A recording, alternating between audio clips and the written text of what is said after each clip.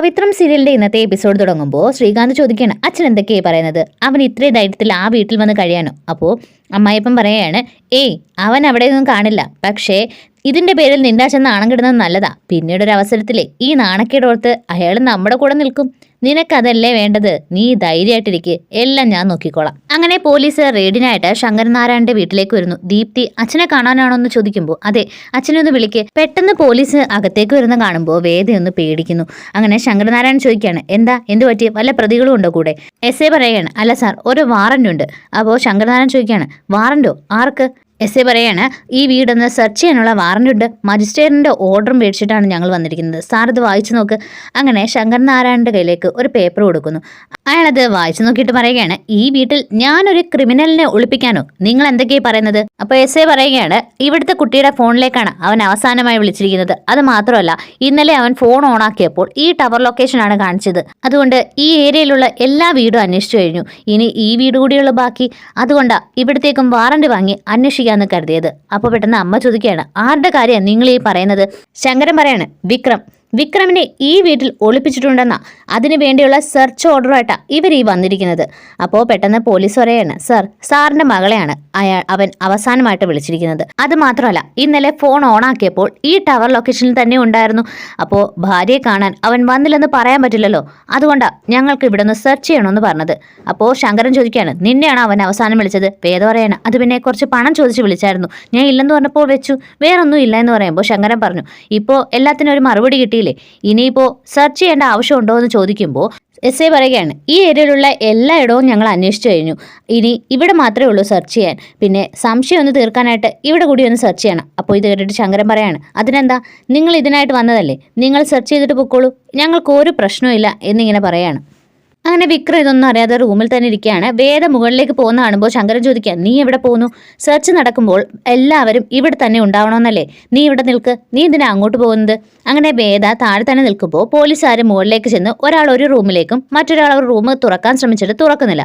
പെട്ടെന്ന് താഴേക്ക് വന്നിട്ട് ഒരു റൂം ലോക്കാണല്ലോ, അതിന്റെ കീ വേണമെന്ന് പറയുമ്പോൾ വേദ പറയുകയാണ്, അത് എൻ്റെ റൂമാണ്, അതിന്റെ കീ എൻ്റെ കയ്യിലുണ്ട്. അതുകൊണ്ടാണ് ഞാൻ മുകളിലേക്ക് പോകാമെന്ന് കരുതിയത്. എൻ്റെ ഫോണും അവിടെ ഇരിക്കുക, എനിക്ക് അതുകൂടി എടുക്കണമായിരുന്നു. അപ്പോൾ ശങ്കരൻ പറയാണ്, എങ്കിൽ ചെന്ന് അവർക്ക് വാതിൽ തുറന്നു കൊടുക്ക്. അങ്ങനെ വേദ പതുക്കെ നടന്നുപോയി ആ വാതിലിങ്ങനെ തുറക്കാൻ ശ്രമിക്കുമ്പോൾ വിക്രം ഇതെല്ലാം കേട്ടിട്ട് പെട്ടെന്ന് സ്റ്റോർ റൂമിലേക്ക് ഒളിക്കാൻ പോവാണ്. അങ്ങനെ പോലീസ് കട്ടിലിന്റെ അടിയിലും എല്ലായിടത്തും പരിശോധിക്കുന്നു. പെട്ടെന്ന് ബെഡിൽ കിടന്ന ഒരു ടീഷർട്ട് കിട്ടുമ്പോൾ ചോദിക്കുകയാണ്, അല്ല ഇത് ആരുടേതാ? അപ്പോൾ വേദ പറയാം, ഇത് എൻ്റേത്. അപ്പോൾ ആ പോലീസുകാരൻ ചോദിക്കുകയാണ്, അതിന് ഇത് ആണുങ്ങളുടെ അല്ലേ? വേദ ദേഷ്യത്തിൽ ചോദിക്കുകയാണ്, അതെന്താ പെണ്ണുങ്ങൾ കിട്ടൂടെ? നിങ്ങൾ എന്തൊക്കെ ഈ ചോദ്യങ്ങളാ ചോദിക്കുന്നത്? വീട് പരിശോധിക്കാൻ വന്നിട്ടുണ്ടെങ്കിൽ പരിശോധിച്ചിട്ട് പോകണം, അല്ലാതെ സ്ത്രീകളോട് ഇങ്ങനെയൊക്കെ സംസാരിച്ചാലേ എന്ത് ആക്ഷൻ എടുക്കാൻ നിങ്ങൾക്ക് അറിയാവോ? അങ്ങനെ ഓരോന്ന് പറയുമ്പോൾ പോലീസുകാരൻ പെട്ടെന്നൊന്നും മിണ്ടാതെ സോറി മാഡം എന്ന് പറഞ്ഞിട്ട് അവിടെ എല്ലാം സെർച്ച് ചെയ്തുകൊണ്ടിരിക്കുക. പെട്ടെന്ന് വിക്രം വേറൊരു വഴിയിൽ പെട്ടെന്ന് റൂമിലേക്ക് വന്നിട്ട് ബാത്റൂമിൽ പോയി ഒളിക്കുന്നു. പോലീസുകാരെ സ്റ്റോർ റൂമിലെല്ലാം നോക്കിക്കഴിഞ്ഞിട്ട് അകത്തേക്ക് വന്ന് ബാത്റൂം തുറക്കാൻ ശ്രമിക്കുമ്പോൾ വേദ പുറത്തേക്ക് വന്നിട്ട്, എന്താടോ ഞാൻ ബാത്റൂമിൽ പോയി താൻ കണ്ടില്ലേ? ബാത്റൂമിലാണോടോ സെർച്ചിങ്? അപ്പോൾ അല്ല മാഡം, ഞാനൊന്ന് നോക്കാനായിട്ട്. എങ്കിൽ നോക്കടോ, നോക്ക് എന്ന് പറഞ്ഞിട്ട് പോലീസുകാരനോട് അകത്തേക്ക് നോക്കാനായിട്ട് പറയുന്നു. അങ്ങനെ പോലീസുകാരൻ ചുറ്റും ഇങ്ങനെ നോക്കുന്ന സമയത്ത് വാതിൽ അടയ്ക്കാനായിട്ട് വരുമ്പോൾ വേദ വിരല് ആ വാതിലിൻ്റെ ഇടയിലോട്ട് വെക്കുന്നു. എന്നിട്ട് കരഞ്ഞുകൊണ്ട് പുറത്തേക്ക് ഇറങ്ങി ഓടുകയാണ്. എന്നിട്ട് ശങ്കരനോട് കൈ മുറിഞ്ഞതായിട്ട് പറയുമ്പോൾ പോലീസുകാരൻ പറയാം, സാർ എൻ്റെ മിസ്റ്റേക്കാണ്, ഞാൻ അറിയാതെ മാഡത്തിൻ്റെ കൈ വാതിലിൻ്റെ ഇടയിലിരുന്നത് ഞാൻ കണ്ടില്ല, ഞാൻ അറിയാതെ ചെയ്തതാ സാറെന്ന് പറയുമ്പോൾ എസ് ഐ പറയാം, എന്താടോ ഉപദ്രവിക്കാതെ ഇതൊക്കെ ചെയ്തൂടെ, വാ പോകാമെന്ന് പറഞ്ഞ് എസ് ഐ അവരെല്ലാം വിളിച്ച് അവിടെ നിന്ന് പോകുന്നു. ഇവിടെ ആരും ഇല്ലെന്ന് പോലീസുകാർ ഇങ്ങനെ പറയുന്നുണ്ട്. അങ്ങനെ ശങ്കരൻ ചോദിക്കുന്നുണ്ട്, മോളെ ആശുപത്രി പോണോ? നല്ല മുറിവുണ്ടല്ലോ. അപ്പോൾ വേണ്ട, ഞാൻ തന്നെ മുറിവ് കെട്ടിവെച്ചോളാം എന്ന് പറഞ്ഞിട്ട് വേദ മുറിയിലേക്ക് പോകുന്നു. അപ്പോൾ ശങ്കരൻ പറയുകയാണ്, അങ്ങനെ ഈ വീട്ടിലും റെയ്ഡ് നടന്നല്ലേ? എന്തൊക്കെ ഇനി കാണാൻ കിടക്കുന്നു. അങ്ങനെ എസ് ഐ വിളിച്ച് എല്ലാ കാര്യങ്ങളും ശ്രീകാന്തിനോട് പറയുമ്പോൾ ശ്രീകാന്ത് ഫോൺ കട്ട് ചെയ്തിട്ട് അമ്മായിപ്പനോട് പറയുകയാണ്, വിക്രമിനെ അവിടെ നിന്ന് കിട്ടിയില്ലെന്ന്. അപ്പോൾ അമ്മായിച്ചൻ പറയാം, അവൻ അവിടെ ഇല്ലെന്ന് നമുക്ക് അറിഞ്ഞൂടെ? പിന്നെ ഇത് നിന്റെ അച്ഛനൊരു നാണക്കേടുണ്ടാവണം, അതിനു വേണ്ടി ചെയ്ത പണിയല്ലേ? എന്തായാലും അയാൾ നാണം കെട്ട് കാണും. ഇനി ബാക്കി നമ്മുടെ കയ്യില. ശ്രീകാന്ത് ചോദിക്കുക, എന്തായാലും അവൻ അവളുമായിട്ട് നല്ല കോണ്ടാക്ട് കാണും, അതുകൊണ്ടല്ലേ ഇന്നലെ ടവർ ലൊക്കേഷൻ അത് കാണിച്ചത്. അപ്പോൾ അമ്മായിച്ചൻ പറയാണ്, അവൻ എന്തായാലും വന്ന് അവളെ കണ്ടിട്ട് പോയി കാണും. ശ്രീകാന്ത് പറയാം, അതൊരിക്കലും നടക്കില്ല, എല്ലാവരും ഉള്ളപ്പോൾ അതെങ്ങനെ സാധിക്കും? അപ്പോൾ അമ്മായിച്ചൻ പറയാണ്, അതിനല്ലേ അവൻ രാത്രിയിൽ വന്നത്, രാത്രിയിൽ വന്ന് അവളെ കണ്ടിട്ട് പോയിട്ടുണ്ടാവും, അവൻ എവിടെയാ ഉള്ളതെന്ന് അവൾക്കറിയാം, ഇനി അവളെ ഫോളോ ചെയ്യണമെന്ന് ആ രണ്ടുപേരും ഇങ്ങനെ തീരുമാനിക്കുകയാണ്. അടുത്തതായിട്ട് കാണിക്കുന്നത് വേദ മുറിയിലേക്ക് വരുമ്പോൾ വിക്രം പറയാണ്, നോക്കട്ടെ ഇതാ ഞാൻ പറഞ്ഞത്. ഞാൻ ഇവിടെ നിൽക്കുന്നത് സേഫ് അല്ലെന്ന് ഞാൻ എത്ര വട്ടം പറഞ്ഞു. ഇവിടെ നിൽക്കുന്നത് ശരിയാവില്ല. അപ്പോൾ വേദ പറയാം, അതിനെന്താ, ഇതൊരു ചെറിയ മുറിവല്ലേ. അപ്പോൾ വിക്രം പറയാണ്, അത് നീ ഉണ്ടാക്കി വെച്ചതല്ലേ. അപ്പോൾ വേദ പറയുകയാണ്, അതുകൊണ്ട് അവർ പെട്ടെന്ന് തന്നെ പോയി, ഇല്ലെങ്കിലേ എന്തായനെ. വിക്രം പറയാം, എന്നാലും ഇതൊക്കെ ആവശ്യമുണ്ടോ എന്ന് ചോദിക്കുമ്പോൾ വേദ പറയുകയാണ്, ഇതൊരു ചെറിയ മുറിവല്ലേ, അല്ലാതെ വെടിയുണ്ടൊന്നും കൊണ്ടതല്ലോ, ജസ്റ്റ് ഒന്ന് കഥ അടച്ചതല്ലേ, ഇതൊന്നും വലിയ കാര്യമാക്കാനൊന്നുമില്ല, ഇതൊന്നും വേണ്ടിയിരുന്നില്ല, ഇവിടെ നിൽക്കണ്ട എന്നൊക്കെ വിക്രം പറയുന്ന കേൾക്കുമ്പോൾ വേദ പറയുകയാണ്, നിങ്ങൾ എന്തിനാ എനിക്ക് ലൊക്കേഷൻ അയച്ചു തന്നത്? നിങ്ങളൊരു ആപത്തിൽപ്പെട്ടപ്പോഴേ നിങ്ങൾ എനിക്ക് ലൊക്കേഷൻ അയച്ചു തന്നോണ്ടല്ലേ ഞാൻ നിങ്ങൾ വന്ന് രക്ഷിച്ചത്. ഇനി നിങ്ങളെ സംരക്ഷിക്കേണ്ടത് ഞാനാ, അതുകൊണ്ട് ഞാൻ പറയുന്നത് ഞാൻ കേട്ടാൽ മതി. വിക്രം പറയാം, ഓഹോ, അപ്പോൾ അത് ചെയ്യേണ്ടിയിരുന്നില്ല അല്ലേ. അപ്പോൾ വേദ പറയുകയാണ്, നിങ്ങളുടെ ഭാര്യയായ എനിക്കല്ലാതെ പിന്നെ വേറെ ആർക്കാ ഇതിൻ്റെ എല്ലാം ഉത്തരവാദിത്വം? ഭാര്യയായോണ്ടല്ലേ നിങ്ങൾ എനിക്ക് ആ ലൊക്കേഷൻ അയച്ചു തന്നത്, അതുകൊണ്ടല്ലേ ഞാൻ കൃത്യസമയത്ത് അവിടെ എത്തിയത്. അതൊന്നും സാരമില്ല, ഇതൊക്കെ ഇങ്ങനെ ആലോചിക്കുമ്പോൾ ഒരു രസമല്ലേ. അപ്പോൾ വിക്രം പറയാണ്, ഇവിടെ വെച്ച് എന്നെ പോലീസുകാർ കണ്ടായിരുന്നെങ്കിൽ നിന്റെ അച്ഛന് എന്തുമാത്രം മോശമായനെ. വേദ പറയാം, അങ്ങനെയൊന്നും സംഭവിച്ചില്ലല്ലോ, നിങ്ങളുടെ കൂടെ നിൽക്കുന്നതല്ലേ ശരി. തെറ്റ് ചെയ്യാത്ത ഒരാളെ എന്തിനാ കുറ്റക്കാരനാക്കുന്നത്?